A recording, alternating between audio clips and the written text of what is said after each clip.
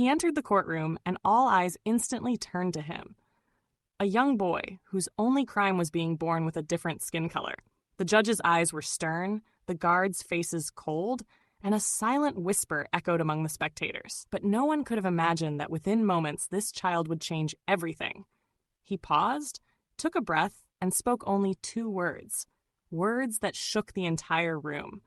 The judge's face turned pale, and the silence turned into a storm. The question is, why did just 2 words from a child's mouth prove to be so dangerous?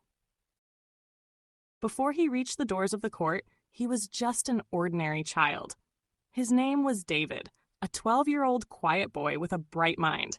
He lived with his mother in a small apartment, and after school he often sat in the neighborhood library reading books or helping his mother with her chores. His biggest dream was to become a lawyer one day and stand against injustice.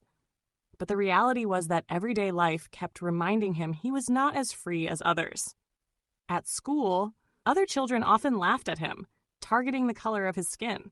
His mother comforted him, but deep inside, she also knew that the world had never been fair to her son.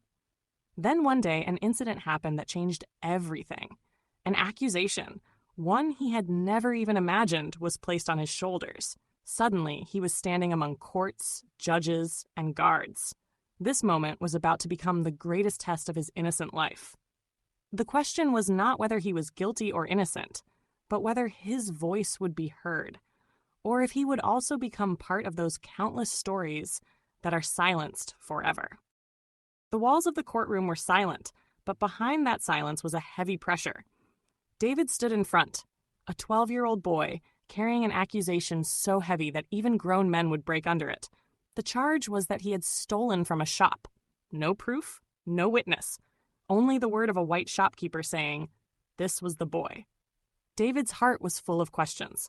He knew he had done nothing, but he also knew that in this courtroom, the color of skin often weighed more than evidence. The judge's eyes were cold, as if the decision had already been made. The guards acted as though they had dragged in a criminal. The spectators' eyes were no less harsh. Some looked at him with pity, but most carried that same old hatred, passed down through generations. With every passing moment, the feeling grew stronger that justice would not be given here. This was going to be a performance.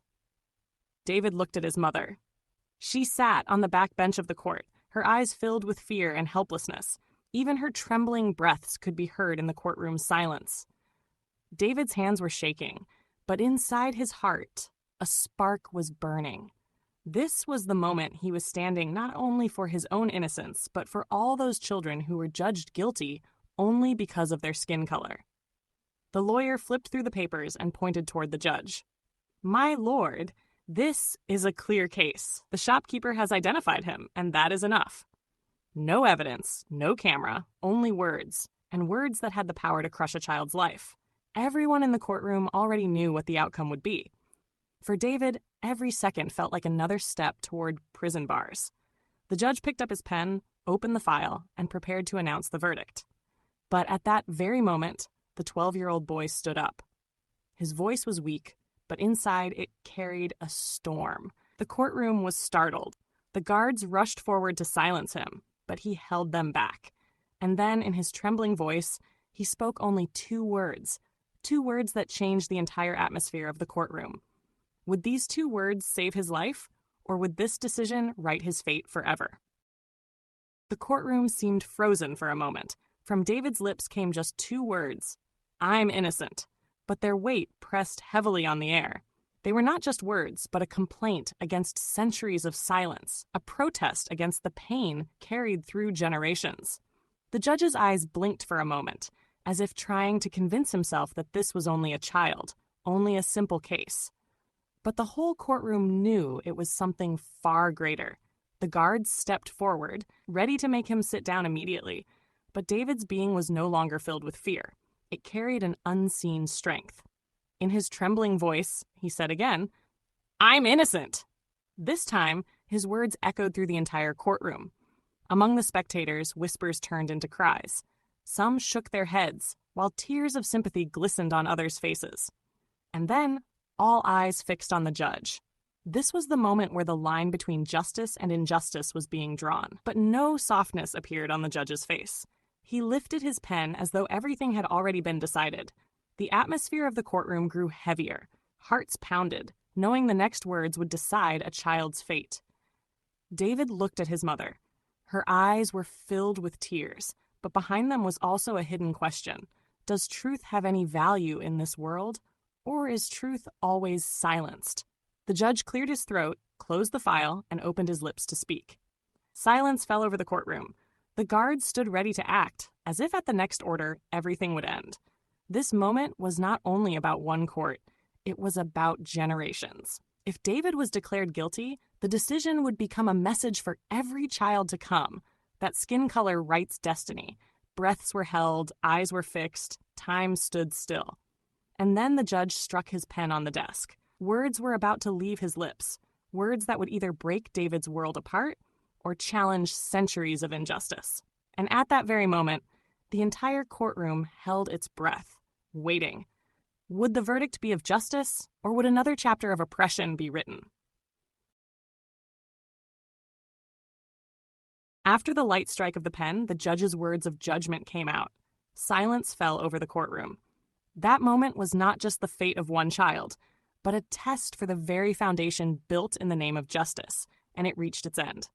For David, the decision crushed his dreams, hopes, and innocence. Tears flowed from his mother's eyes. She held her son's hand, but knew that her grip could not stop time. The courtroom began to empty, yet one question kept echoing. Is justice truly blind, or is it blind only to certain eyes? From that day, David was never the same. In his silence, both fear and rebellion hid. This event did not just shatter his childhood. It left a scar on his being that time could not fade. He had learned that in this society, innocence was always measured against the color of one's skin. But this was not only David's story. It was the story of millions of children and adults who face such judgments every day. Sometimes in courts, sometimes on a street corner, sometimes at a school gate. And the accusation is always the same. You are different. This event reminds us that racism is not a tale of the past. It still breathes around us today. Every moment someone is denied their rights because of their skin color, the world becomes a little darker. And when we remain silent, we become part of that darkness. The question is not what happened to David, but how long we will keep repeating such stories. How long will children be forced to defend their innocence? How long will justice remain just a word, rare in reality? David's voice was silenced in the courtroom, but its echo is still heard today. Those were not just two words, they were the cry of generations, a reminder that silence is the greatest crime. And perhaps the real question is, will we be the generation that finally listens, or the one that turns away with yet another story?